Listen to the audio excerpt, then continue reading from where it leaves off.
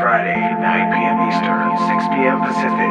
Check out therundownlive.com. Mike P, Kristian H. The Rundown, Monday through Friday, 9 p.m. Eastern, 6 p.m. Pacific.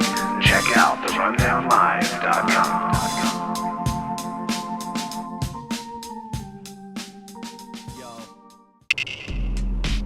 Download the Rundown Live application out now. iPhone, Android. Rundown Live application out now. Search the Rundown Live on Google Play Store and iTunes. From the makers of Block It Pocket, we bring you a serious message about the health risks associated with cell phones and wireless devices. Studies have shown that long-term exposure can contribute to an assortment of health risks. Block It Pocket offers you two new products designed to help alleviate your concerns. See these two remarkable products at blockitpocket.com. Call 888-315-9618. Free shipping to the lower 48. Blockitpocket.com. Enhancing health and privacy.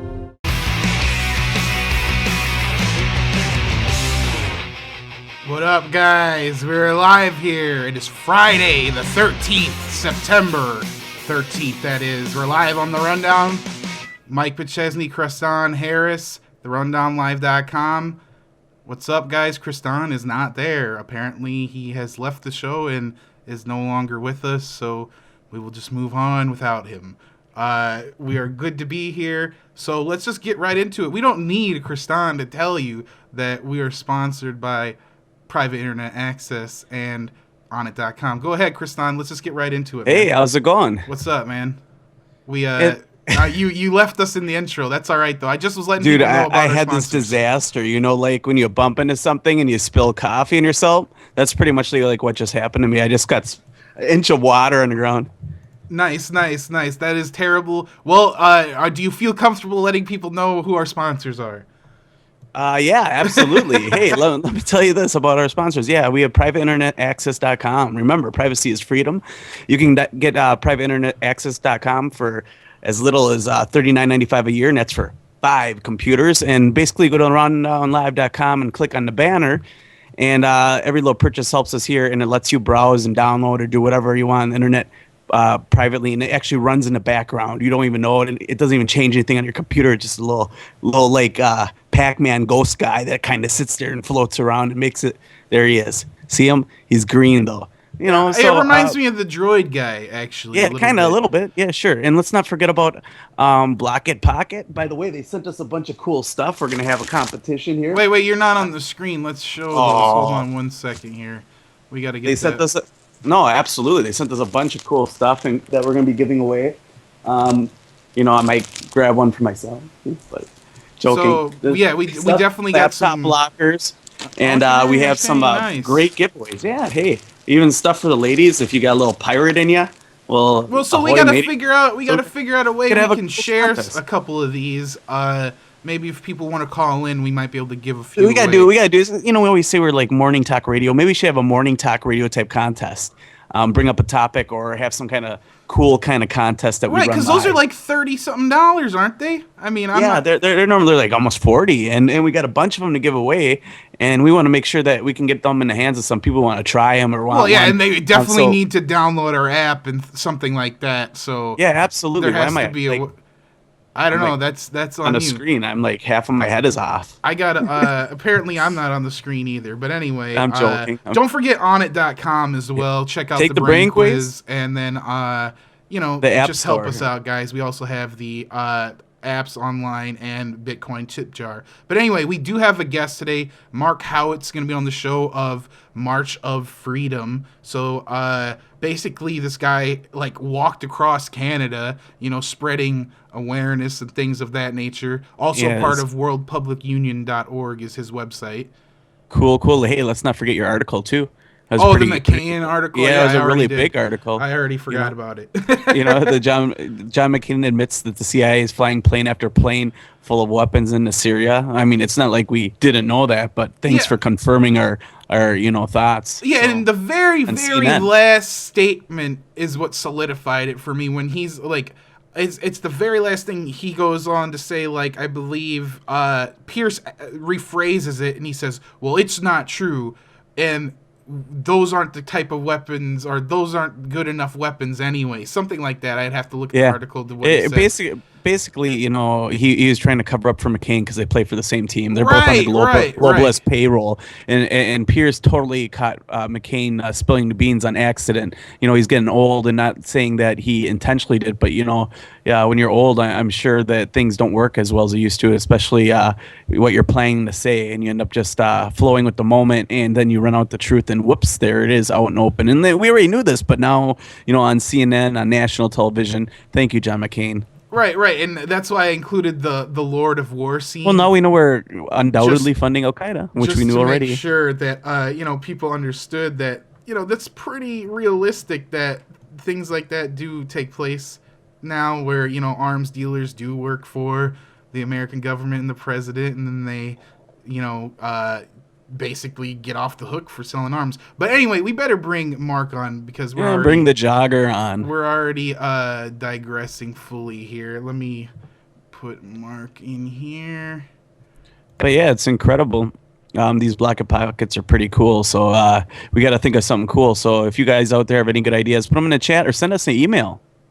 Yeah, definitely. I mean, we'll think of something. I really don't have any ideas for that at the moment, but we'll think of something good. Hey, Mark. Oh, nice. Hello. What a great start. Sorry, guys. Mark. No, that was awesome. I missed it. What happened? I was actually gonna zoom in. I missed it. Hey, yeah, no, I got it, Dana. I just watched the replay. I watched the replay a few seconds after. It was like delayed. Look, Kristian's like Madden over here. He's like watching the replay and stuff.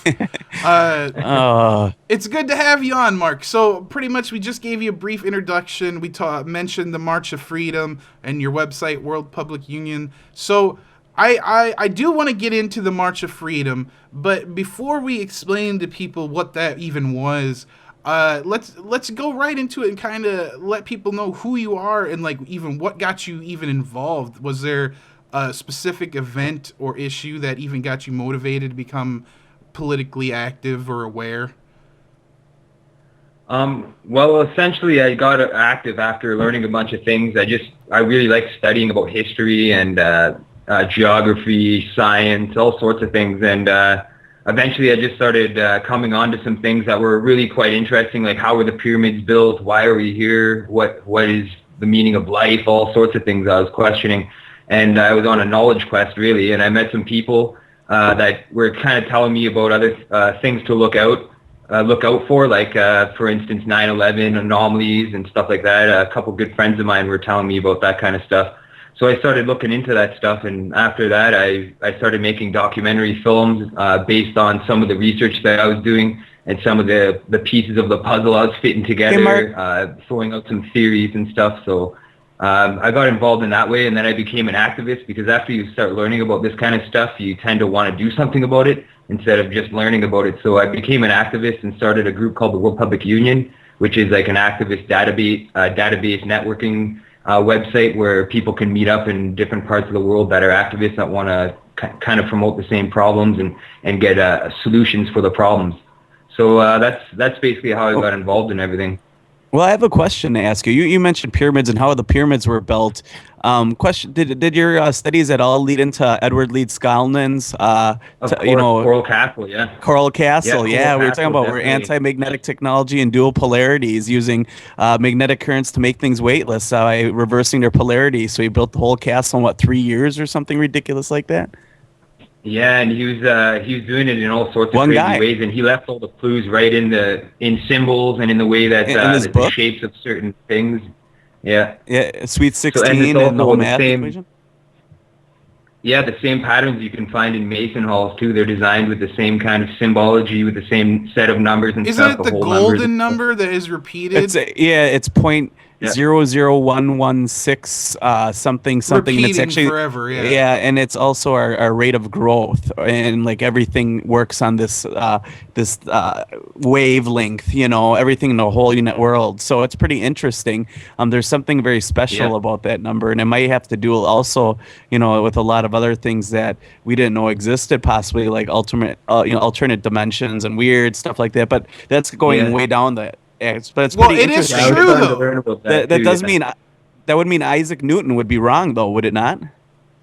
Oh yeah, if that were to be true, yeah. It is true. I mean, how else does one guy make a castle in 3 years? He figured it out. He even told people that he rediscovered the secrets of the ancient Egyptians. Yeah, parallel universes is quite interesting. You know what I mean? Where you could exist in multiple dimensions at the same moment in time, doing different things. Sure. What is it? There's actually a CIA operation. It's called, isn't it Pegasus? Operation Pegasus, I believe, where they dealt with that. Is that where they're doing like remote viewing studies and stuff like that? And alternate dimensions type, jumping, trying to, take something and make it disappear and reappear 2 feet away. With machines, kind of like the Fly almost, and it led into other things, obviously, by now, because that was many years later. So it's pretty interesting. Totally. So I had to ask. I'm sorry. No, why not? You brought up coast to coast on everyone's day. The golden rule. You see that all the time. Just for people that don't know, like in expensive cars, like Rolls Royces and a lot of architecture, the golden number is repeated in all these things. It's very Masonic. And there is definitely something behind it. That's the secret of the universe. That's 7129 divided by 6105195. And that was too much for me right there. Well, yeah, but that basically see that's the equation. I don't know about that really, but I do know. But that equals the sweet 16. That's what gives you that result. So the crazy number, the infinite number, almost. I wouldn't say infinite, but. It's pretty close, That's there's certain numbers too that are fundamental in nature, like the Fibonacci sequence. You got 1, 2, 3, 5, etc. It's pretty amazing how all things in nature are formed in patterns, the mathematical patterns, and these patterns are the same throughout all things in nature. Really, everything is comprised of these numbers. So it was like we were made out of the same clay, almost, huh? What's that? It was like we were all made out of the same piece of clay. Yeah, totally. I think we are, for sure. I think we're all connected. Everything is connected as one kind of working unit, essentially. We all require essentially support from other people and other things in nature, all together balanced. And when you start screwing around with the balance, that's when you get problems like what we're having now on the planet, Yeah, let's speak on that a little bit. I was going to say they're disrupting the mathematical patterns. Really. Right, they're holding us back. I put the patterns in the chat box, by the way. So if anyone is online or listening to us on Rundown Live /live, rundown.com/live, you can actually see I posted the equations that deal specifically with Edward Leeds-Skalnin's equations, which is essentially what we're talking about. It's definitely interesting. Yeah, check out stuff. Coral Castle. Yeah, it's a huge conspiracy, man. One guy, it was a 15-ton obelisk. He moved himself by making gravity fields around him. You know what else is weird is I've been reading up that he had diseases and health problems related to people who have gone through like magnetic field type tests and things like that. People are saying, yeah, that's very common for somebody who would go through that kind of bodies would go through that stress. And he always talked about the world isn't ready for this technology, and he doesn't think it is ready. And in his whole book, The Sweet 16, he keeps going, is the world ready for you, my Sweet 16? And he was. He believed in all that. He must have been, I wonder what, he had to belong to, you would think the guy was never married or anything. He must have belonged to some kind of club, maybe the society, Masons or something, right, some kind of society. Because there's no way, no one knows where this guy came up with it. I looked in to see if Ed was a Mason, and I couldn't find any evidence to support just that European claim. Background and weird missing voyage where he was, obviously he figured something out, or he found something, or bought a book somewhere along his travels where he would it just made sense to him. But think how brilliant this is. What, back how many years? The 30s? I can't remember exactly. Wasn't it in the 50s or something? Maybe it was in the 50s. I'll try to Google. I'm definitely no expert, so I definitely don't know. I have heard though, so I mean it's definitely interesting. But it's interesting topic because it defies everything we've ever been taught. You know, and it was he died in 51, so it had to been in the 30s. So Oh yeah. But anyway, I don't want to digress too far. I mean, that is interesting stuff, but sorry about that. Well, no, it's fine. I mean, that's the kind cool of to talk about right, that, yeah. right. I mean, what other radio shows are they? I mean, other than Coast to Coast, are they going to talk to this? Well, I also have to point out real quick before you change the topic that the Egyptians claim they built all their pyramids in 20 years, and if Edward Leeds Scullin can build Cora Castle in 3 and people witnessed it, that he was the only person that did it. That's pretty amazing to start with, you know. So. Yeah.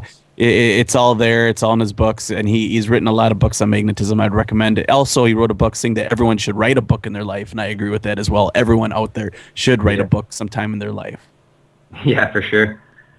Magnetism is an amazing concept too itself because we could even have cars that are run off magnetism. And, they got whole train lines. Train lines. And that would be free energy, but the oil companies, the petrol companies won't profit from it, so they won't bring that into play. That's why we've known about this for so many years, and they've suppressed that technology. They buy up the patents and then store all the patents away and don't give them to the public. It's insanity. That's an insane group of people there that I'm referring to. No, absolutely. Yeah, I completely agree. I want to bring it back to basically the March of Freedom. We were getting into you just started explaining it, and then we went on like the sidetrack there. So you're talking about the pyramids and other things. So tell us a little bit about the march, the process. I mean, there had to have been some great stories, some great things that happened along the way. Anything that you want to share? Kind of give us a synopsis of the general event. All right. Well. Essentially, I just got fed up with what I was seeing on the news all the time and what was happening in my own life financially and just the way the system operates, the way people are treated by the system, by rules and restrictions put in by government and corporations. And as you know, I was making documentaries for quite some time about this stuff, jumping into the rabbit hole and trying to get as much information and to try to come up with solutions for the problems, you know what I mean, to try to figure it out. And I just got fed up and decided to leave and do a march where I was traveling across Eastern Canada and talking to as many people as I can along the way, just about issues that are going on, spreading awareness any way I could, and also just essentially just trying to survive while I'm going and figure out how I'm getting places and stuff. Because after a while, my feet took some pretty bad injuries. I walked quite far though. Like I walked from Sudbury to North Bay. And then I had to rest. I got 2 injuries along that way because I'm not an athlete. Approximately how far is that for people that don't really know the distance, Well, the show is going to show everything, you know what I mean? It's for a reality show as well. I decided to document the experience to show people how I was face-to-face with people telling me real problems that are existent in the world.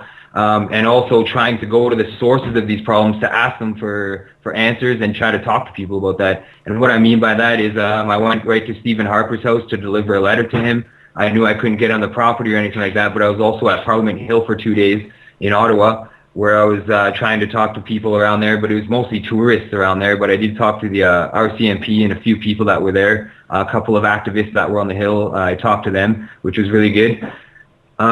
So I did go to a bunch of Mason halls as well. I was knocking on the doors, trying to get a Mason to the door so I could ask him about the occult and ask them, if that's what they're studying and just if they had anything to say to the camera. No one answered except one in Oshawa, actually. There's a guy that came out with a girl, and they were locking up, and they said that they were the janitors. So I didn't really believe him. He was kind of a shady guy. But I had the camera rolling and stuff, and I tried to sneak a peek inside just to show people what's inside a lodge and stuff, because they don't allow cameras in there, and they're very secretive about what they're doing and stuff. So I was just trying to get a reality insight of the lodge for the reality show, because I'm just trying to show people that this is our reality. And in every community I was visiting, it was always the same patterns. Some of the cities were older than others, obviously, like in Halifax and Quebec City. It was built in the 1600s from the war. Those were war communities built from war and domination that was happening here, the colonization in Canada. So I was documenting all the monuments and all of the Masonic buildings and ancient, well, not ancient, but really the historical monuments and sites along the way in each community. And the patterns were that the first buildings that were built in every community, no matter how big or how small, were the churches, the banks, and the town centers. And obviously the Mason halls were soon after that. So that goes to show how each community was built from the ground up. How many miles did you actually go across? How many kilometers? How many? Well, I didn't really count. Like, I'm gonna make a map actually because I just take a guess. Take a guess. Would you know? I would. When I calculated it from home, it was 1,900 kilometers total, and that how many was days going down. It took me a month and a half to get all the way across. Okay, I don't really care about anything you just talked about. What was your playlist like? Did you have to get like the iPod all the way full of music before you went out on this, or what? I didn't listen to any music at all. Really? I was joking, by the way. I really cared about everything you said, but I mean, seriously, you had no playlist, no music, no nothing? No, nothing. Just my own thoughts and trying to process, why I was doing this, all the people I was talking to, and I was really trying to focus on the problems and find solutions for the problems. Right. Which I think I was pretty effective in doing. That takes some determination. Yeah, I don't know. I've driven across the country and I couldn't do it without music. So I mean, no music. But that's understandable for what you were doing. I mean, it's almost cleansing in a way. Did you sing to yourself? Actually, I did come up with a couple jingles in my head. Did you really? I knew it. When you run out of things to do, you get creative. Yeah, it was pretty interesting. One was about getting older on the highway. That doesn't mean you're crazy. That doesn't mean you're crazy. By the way. No, exactly. It was good though. It was refreshing to actually to just have no influence, no static from anything. Just pure nature. Myself with nature. Walking down the highways in the middle of the night, like 3, 4 in the morning, even earlier than that, like around midnight, 1 o'clock. All there is just cars driving by every once in a while, and then they start slowing down as the night progresses. And there's no. You see anything weird? You see anything weird? No Sasquatches or like UFOs? No. I'm joking. But like, did you have any weird experiences? Not so weird, I guess. There were some people that I met that were kind of, off balance, I guess you could say. But they probably thought you were off balance, man. But actually, it was a very, very interesting journey, actually. Like, it totally showed me a lot about humanity and people in general. Well, I was going to ask believe it or not. Well, go ahead. That? Well, I was just going to ask. Believe it or not. Oh, we got a delay. No, go ahead, Mark. Yeah, sorry if there's a delay. But yeah, basically what I found was that people are actually aware of what's going on, and they're concerned, and they're actually nice people. A lot of people think that that everyone out there is out to get each other, and there's that everyone's dark and criminal-minded and just selfish people and stuff like that. But no, I didn't find that at all. Everywhere I traveled, everywhere I went, the people that I talked to were very nice. They were easy to get along with. As long as you showed them respect, they were respectful back. And that was really interesting. Where were you sleeping? I slept in all sorts of places. Like, I brought a tent along with me for when I was outdoors and just on the highway and had no place to go that night. I slept in a hotel a couple times, like 2 times. Once was paid for by a community because I was injured there. And when I got out of the hospital, I had no place to sleep to rest my feet. So they paid for a hotel for me for the one night. So that was good. But most of the major you went cities, all Cub Scout on the whole thing? You just no. Tough I did sleep at a lot of friends' places too, like along the way, because I'm a musician and I've toured all over Canada and the United States. Yeah, what kind of music? What kind of music? I play black metal, hip hop, all sorts of things. I'm a very varied musician. I write all sorts diverse. Awesome. I like that. I'm a metal guy myself. Out there. Metal and hip hop. Musicians, yeah. They go good together. Not Limp Bizkit. Yeah. You got to have like I did like vocals, and I always thought like when I was doing vocals, it reminded me of rapping. And when I told people that, they laughed at me. I was like, dude, it is the same. Some POD, like POD. Well, not even. More screaming, like whoa, like like your mom when you're young, she tell you clearly when she be like, clean your room. Yeah, exactly that. No. Exactly. Yes, that exactly. Yeah. That's what I did, and it was much like rapping. Yeah. But that's cool. I didn't know about your music, man. That's awesome. Yeah, actually, I ran a record label I ran a record label for about 15 years, a booking agency and a record label. So I've set bands up. I brought bands over from Europe, put them on tour in the United States and Canada. That's what I was doing for a while. And actually on the reality show, like right before I left, I filmed this and everything. I called the government and I canceled my business because paying taxes and the music industry, nobody's buying CDs anymore. So it's really hard to actually operate a record label.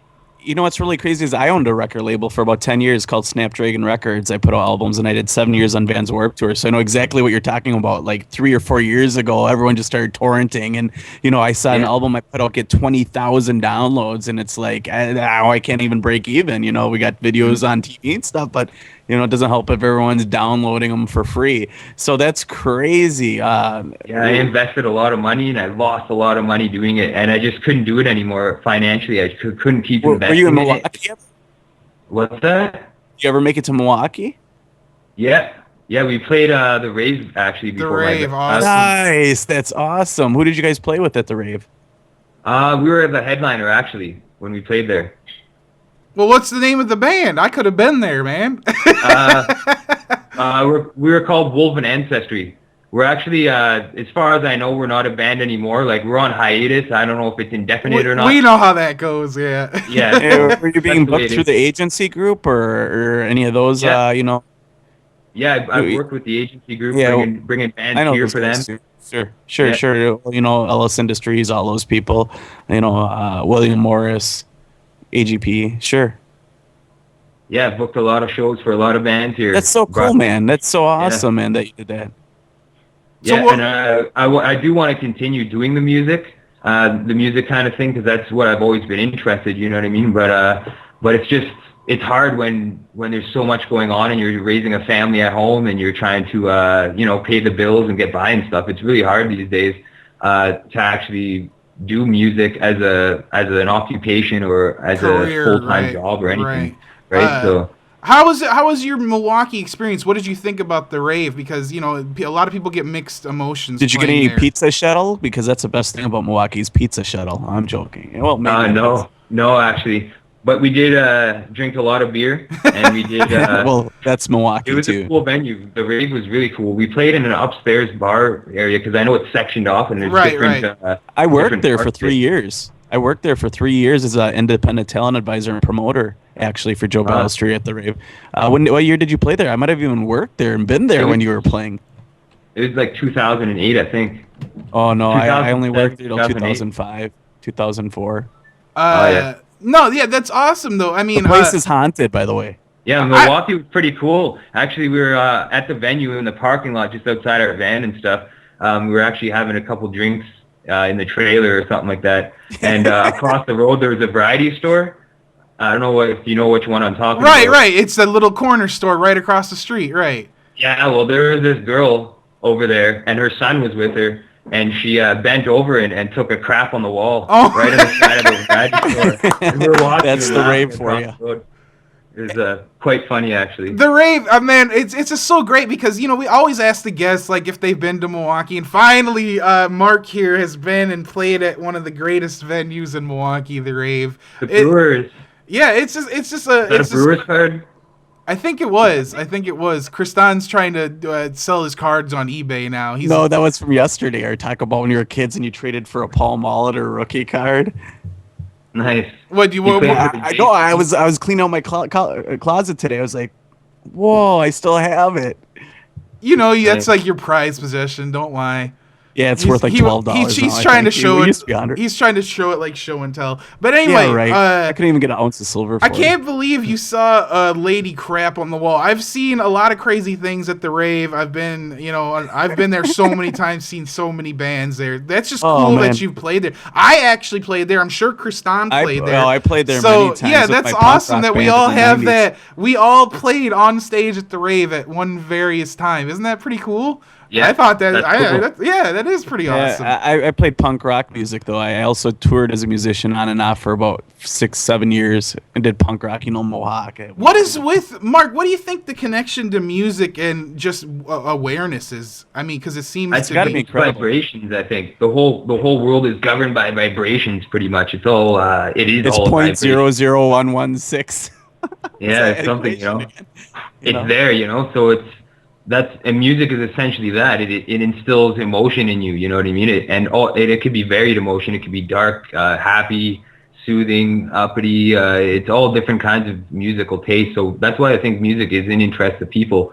But when you're playing it and you're writing it, it's a way of self-expression, you know what I mean? And I think activism is also self-expression. When you're actually getting out there and doing something, there's a lot of creative ways that you can be active in your community and stuff, and that people do become active. So it's really cool to see that. So I think that there is a big connection in music and with musicians. I've seen it actually. A lot of the people that I know that are pretty hardcore activists and stuff, they are musicians as well. So it's funny that you point that out, because it makes a sense, it makes sense. We see it, I mean, all the time. We have people on the show, and then, they're either a musician, a rapper, but, their lyrics or their songs are becoming more and more aware, in a sense. They're not talking about, objective things and things that don't matter, love stories. They're talking about, like, truth and things. Well, I shouldn't say love isn't a good, but you know what I mean. More awareness. It's more a positive message. Right, exactly. It's a lot of instead of superficial, very uplifting music. Even look at all the religious bands that would have never been on the radio, like POD and things like that. You're seeing a lot more positive. They just like the positive message. POD hasn't been on the radio in 20 years, Kristian. 20 years? They weren't even around 20 years ago. In fact, they just came out the record like 2 years ago. Oh, jeez. How about Chevelle? There's another one. Chevelle is a good. I like Chevelle. I've seen them multiple times. Too. Interesting band. And Collective Soul, and we cannot forget Under Oath and Zao and we can name Living bands Sacrifice. Name bands for hours. There's a lot of good positive messaged bands out there, is what I'm saying. And MXPX, and you can. We don't need to keep naming bands, Kristian. Less than Jake. So anyway, let's get back to Mark No here. effects. We were telling the story about how someone crapped on the wall at the rave. Yeah. And pretty much let's just shift gears off the rave and talk about World Public Union. What kind of got you motivated in starting? Well, I guess because you said you wanted to have that arena where people could share ideas and stuff. But what? Yeah, totally. Talk about World Public Union. Well, after you find out about the problems and stuff, and you see all these people that have tried so hard to make changes, by protesting or, doing campaigns or running websites, doing radio shows to spread awareness and stuff. After seeing all these people going at like great lengths to try to spread awareness and make a difference in the world, I realized that a lot of these groups are essentially attacked or suppressed by mainstream media sources.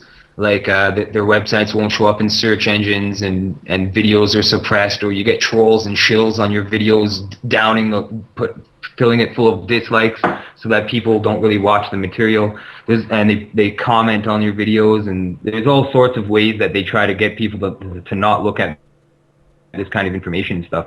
So the World Public Union was essentially an idea I came up with to start activism and to start a group in as many communities as possible.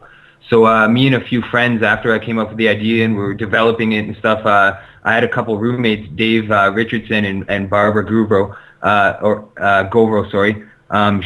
They helped me actually develop a massive Facebook networking with a lot of different cities around the world. There was different unions started up around the world just to give it a kickstart, and when people would get in touch, we could like set up administrators and set up people and connect people in that community. So we started about 50 or so to start right off the bat, and a lot of them were from requests that people sent us. So we were able to set them up as administrators so they could post and self-administrate. That's the whole goal and the purpose of the World Public Union essentially, is to start a group in the community that is essentially self-sustainable.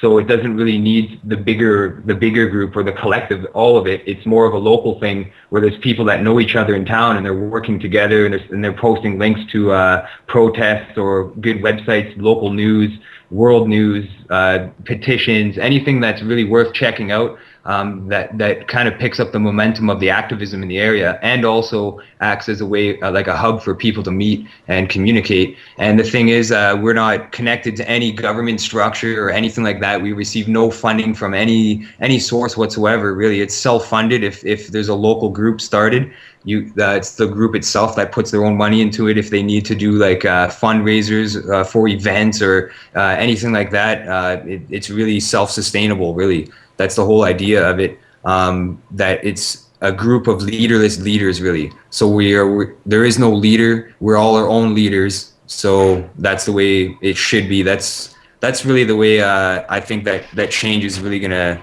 take effect, is when people do take control of their lives rather than just letting something else control it and guide them along the way, and they're restricted. They feel like they're restricted in a box. This is kind of a way for them to feel empowered and get involved in their community while meeting others that are also wanting to do something about it, you know? So that's the whole purpose of the World Public Union, really. No, yeah, that was a really good explanation, man. I wanted to make a few points, but I wanted to let you finish. I think a lot of people are afraid of the word union, and I don't think you need to be. I view the word union as alliance, you know, because I like how your grassroots, you know, what it reminded me of also of is like, say, like the Free State Project. You're just providing a platform. Say even they could come on to World Public Union Absolutely. And use it. So that's kind of what I was getting at. Too. Right, The Venus exactly. Project. Venus Project, if they came on board with World Public Union and Free World Charter came on board and all these groups, that's the whole purpose of the World Public Union, really, is to connect all these groups. And we provide links too. There's a section on worldpublicunion.org. It's called Allies. And if you click on that, it's got a bunch of links to all the different kinds of topics and stuff like that, for news, for people, for organizations, for all different kinds of things. And it's all categorized in links. So you could go right to their pages, and those are kind of the groups that we support, you know. We want the information to get out there. We want it to be easy for people to connect to this information so that they can know where to find other groups and other people that are supporting the same ideas. And because the activist movement really needs to grow, and it is happening. Me doing the March of Freedom and walking and traveling all over Eastern Canada, I really did see people awakened, and that's a great thing, because I remember, like, even a few years ago, people weren't on that same vibration level. They were more in a lower frequency. I don't know, it's really hard to explain, really. Not really a lower frequency, but a higher frequency, I think. And I think people now are starting to become more balanced. They're starting to really see what's going on and knowing that something's wrong, and they're just wanting to make a change, you know. A lot of people are being affected by the way their governments are running their communities. If you're on social assistance now, or you're on disability because you've been injured at work or crippled or something like that, a lot of these people are suffering because they're cutting back on, in all sorts of places, they're cutting back on the government funding for those kind of things in communities that people need to get by and live off of. Because a lot of people that are on social assistance in Canada anyways, they're not getting a lot of money, and the cost of living keeps rising. It's increasing all the time, and people aren't making enough money to survive. And that's what they want to happen. They want to be struggling, just barely getting across that line. You know? And even you guys are affected by the United States dollar, especially with the Federal Reserve and inflation, because inflation of our dollar definitely cannot help you guys out, because the world uses our dollar as a world reserve currency. Yeah. So if Canada wants to buy anything, they always have to possess American dollars to purchase it around the world. And so if our dollar is debased and nobody wants it, or let's say we go to war even in Syria and we piss everyone off, who's to say they're not all going to dump our dollar, no longer use it, just use gold? Why do you think China's stocking up on gold, you know? Yeah. Well, yeah, aren't China and Russia, aren't they trading oil for gold now or something? Yeah, right. Yeah, they got without using the American dollar, and that's completely, you know, avoiding it. That's the beginning. They of the were very public about that too. I want to say real quick that the phone line is open, 414-455-4333. If you guys have any questions for Mark, Kristian, myself, any topic, March of Freedom, anything, I'm sure Mark is happy to answer. Even hair rock. Yeah, or we'll talk music. Yeah, music, whatever. Today, exactly. you know, why not? It's Friday. But I lost my train of thought. I had another point I was going to bring up, but I forgot it. So anyway. Isn't that the worst? Yeah, it happens.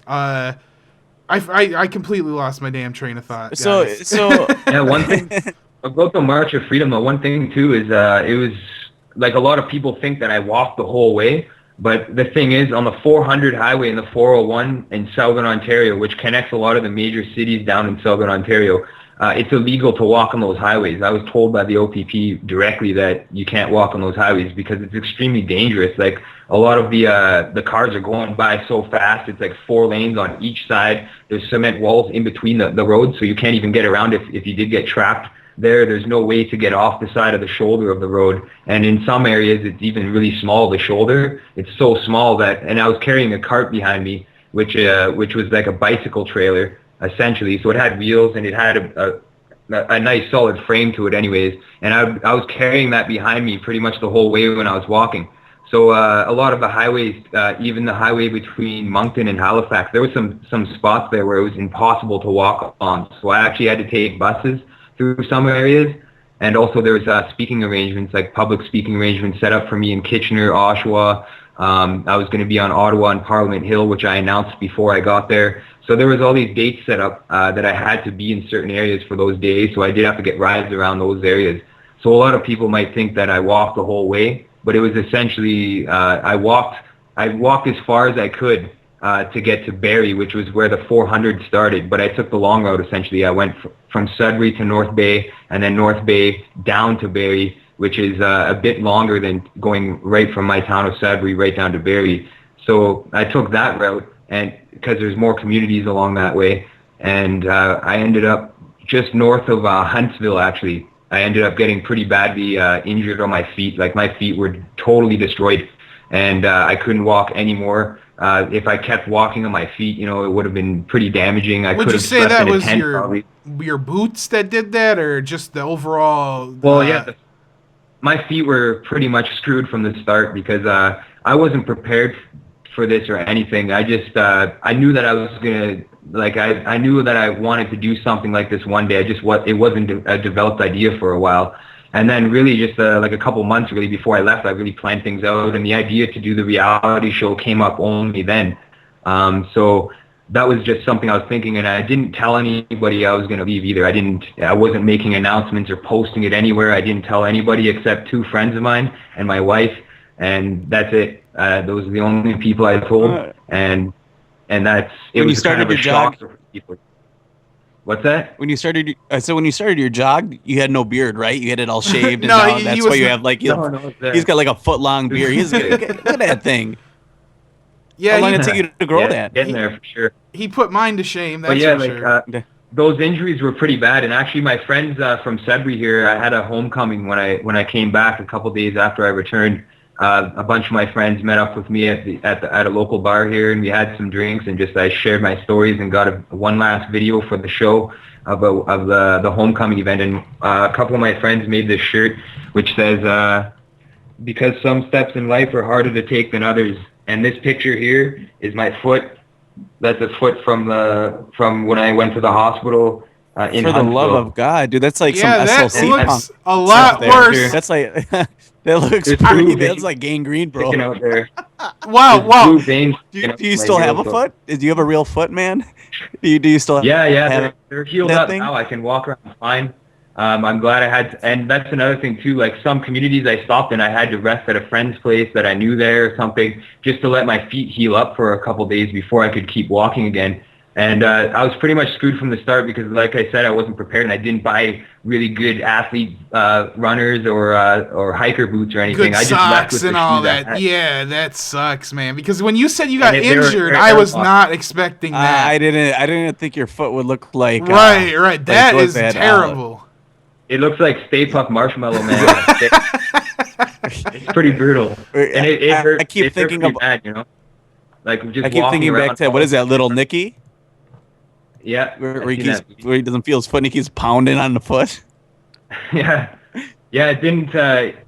This happened actually because I got soaked. Like I was trying to stay out of the rain all day, making it under bridges for shelter along the highway, and the rain just kept coming down and coming down. So I kept trying to take shelter under bridges, but I just knew I had to keep moving to get through different communities. And I could have set up a tent, but the thing is, I didn't have enough tarps to cover it all, and the tent wasn't waterproof because, like I said, I wasn't prepared when I left. I had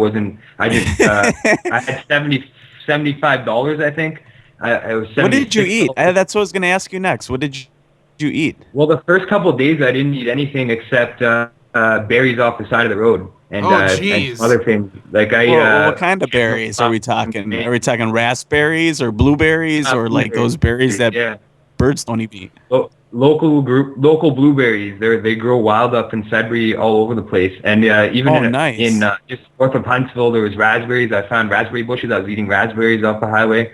So I did find some fruits along the highway, but I basically just brought trail mix and packs of Mr. Noodles, just anything that was lightweight to pack in the backpack so that I did have some food as I was going along. So that's the main thing. And then when I get to a friend's house... Did anyone offer to help you? Did anyone offer to give you money or donate or, you know... Yeah, there was a donations tab. So on the website that I posted, like right before I left, the morning that the day before I left, I think I posted that link. And when I left, people did donate some money, which was really cool. I actually wrote down all their names, and I'm going to thank everybody on the show that helped me accomplish this goal, because I couldn't have done it without these people. I guarantee you. There was times when I only had like $2 to my name, and people would like donate money, and that would help me out to get to the next spot. That would help me get a bus, when I was injured, to another city, so I can keep networking with people and just try to make my goal, which was to make You brought your acoustic guitar along so you could vagabond it, right? You were sitting out there, playing songs and making money. No, see, that's what you needed to do. You needed a plan. You needed to bring that guitar. I didn't panhandle. I didn't ask for money. I didn't ask for anything, really. I was joking, but I thought maybe you might have. But that's it. I never asked for anything. Everything was pure donations from the good heart of people, and that was really awesome, because a lot of people did help me out, and that's what I mean. Like, a lot of people do care about what people are doing, and they will lend a hand if you need it.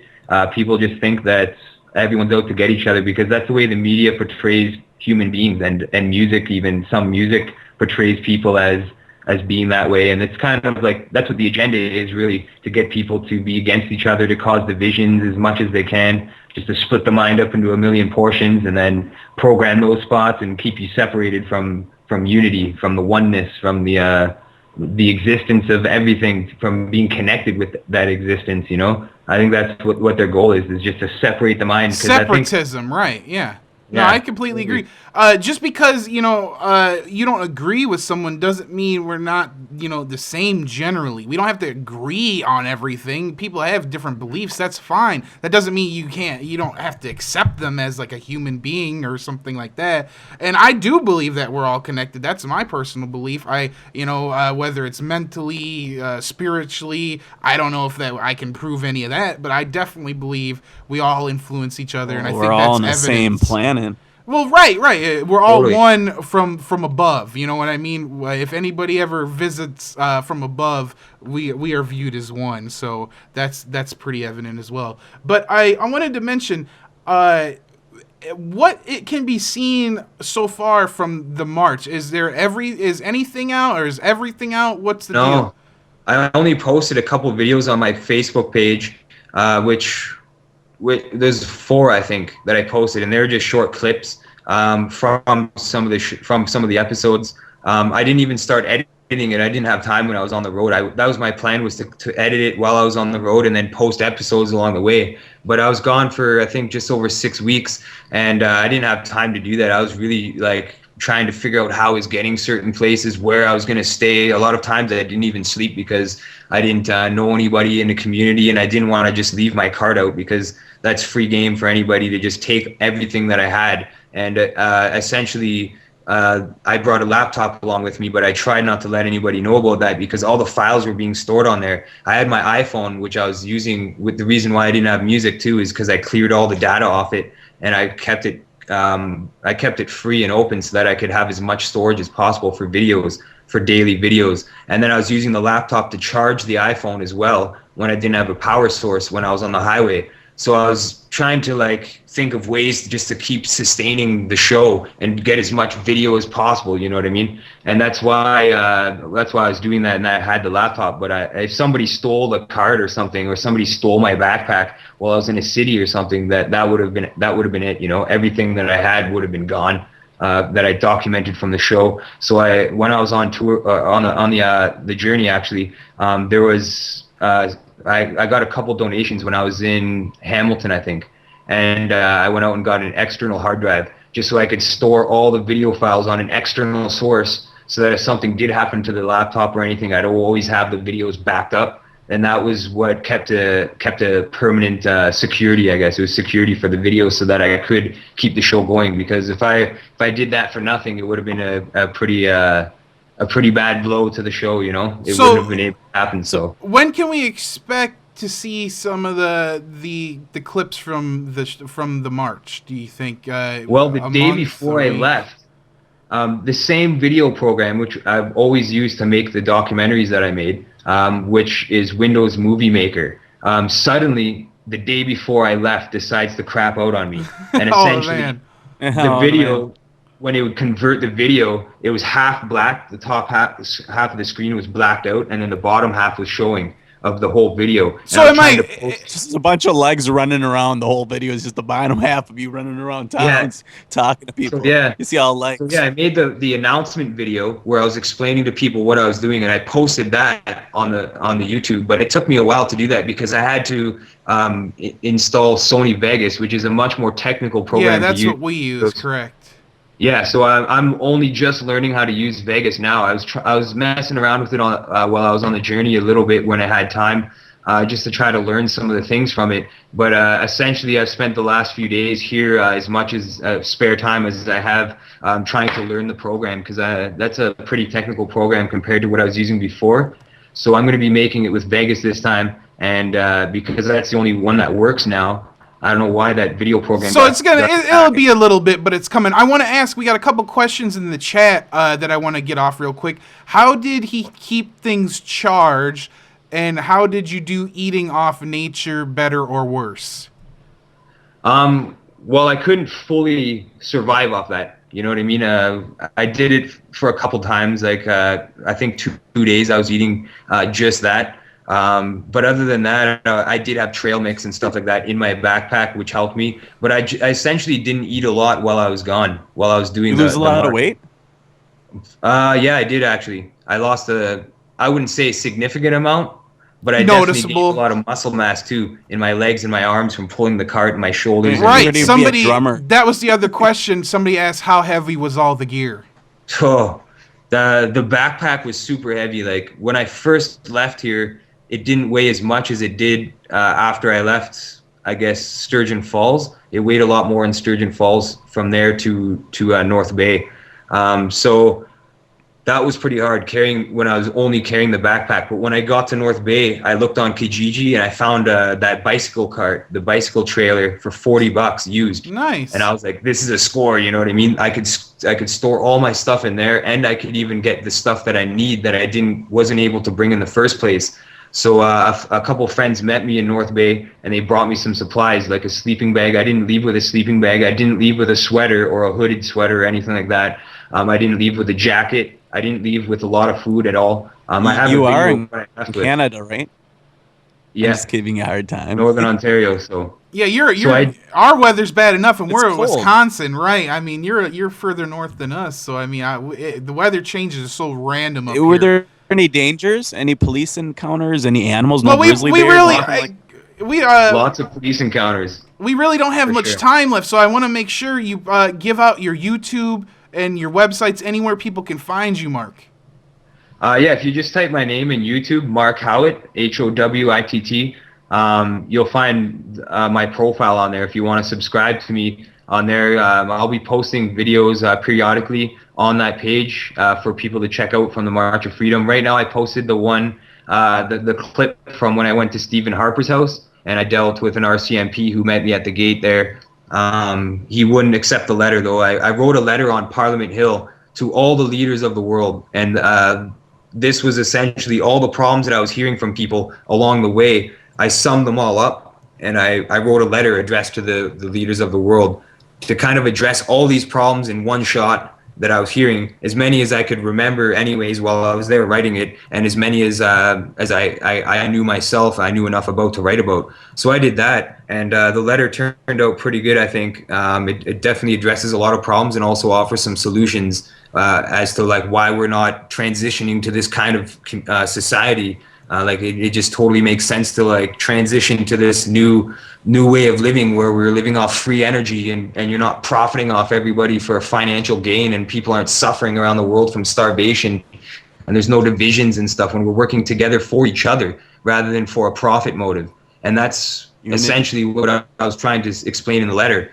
And I went to go deliver that to Stephen Harper, and he wasn't home. Actually, I found out a couple days before I went to his house that he wasn't home. He was doing essentially the same thing that I was doing, is traveling across Canada, talking to people about their concerns in different communities, which I found pretty funny because I was already gone before he maybe he bumped into you and you didn't realize it, and he was telling you his concerns, huh? No, I doubt that. He was on a private jet I know. eating steaks and stuff, man. I'm sure he had it nice. Oh yeah, he's flying on planes and spending Canadian dollars on $100 meals and massages drinking wine, and you name it. exactly. You know that. But Yeah. hey, Mark, we could talk a whole nother hour. We could get into more stories and stuff. I really appreciate you coming on. Anytime you want to come back, make sure people check out World Public Union. What's the YouTube channel?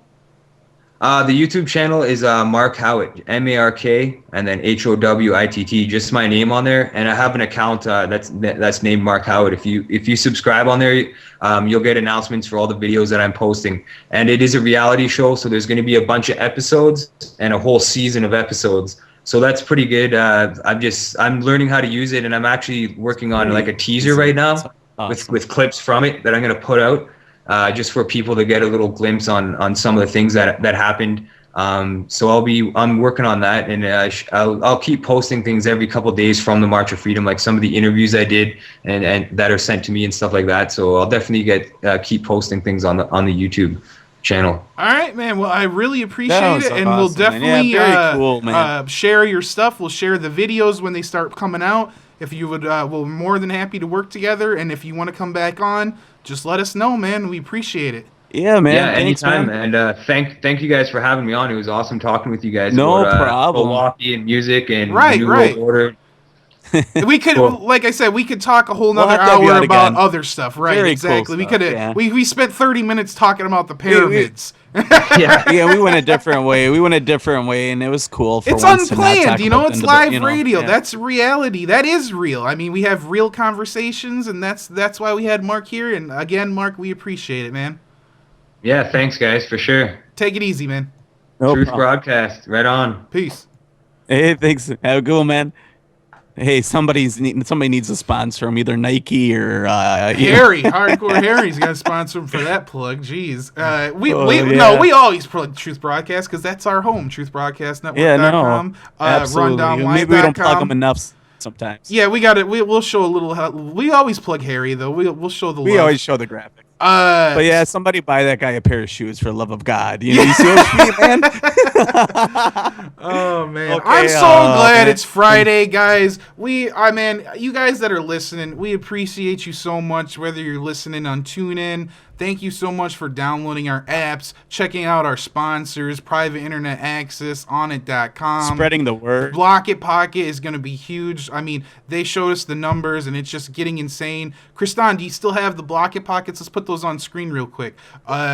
We have a whole bunch of Block It Pockets to give away. We're going to figure out something to do this weekend, so make sure you stay tuned on Monday. We're going to be giving away tons and tons of Block It Pockets. Rookie card in a Block It Yeah, Pocket. he's and gonna one hide the Paul Milwaukee Molitor. win. I mean, it's like we got great things going on, so we appreciate it, guys. We're Paul out. Molitor card ties into yesterday's episode if you haven't listened to it. We're out, man. Ties We'll be into back Monday. Trade, remember? Trade.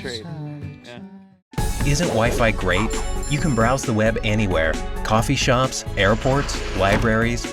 But using public Wi-Fi means that people can spy on you, and it's as easy as, yep, they can access your data at the touch of a button. Seriously, even your internet service provider can see every website you ever go to. Private internet access has got your back. How? Well, it's kind of nerdy, but to put it simply, spies and companies that track you don't like us one bit. We create an encrypted tunnel so that nobody can spy on you.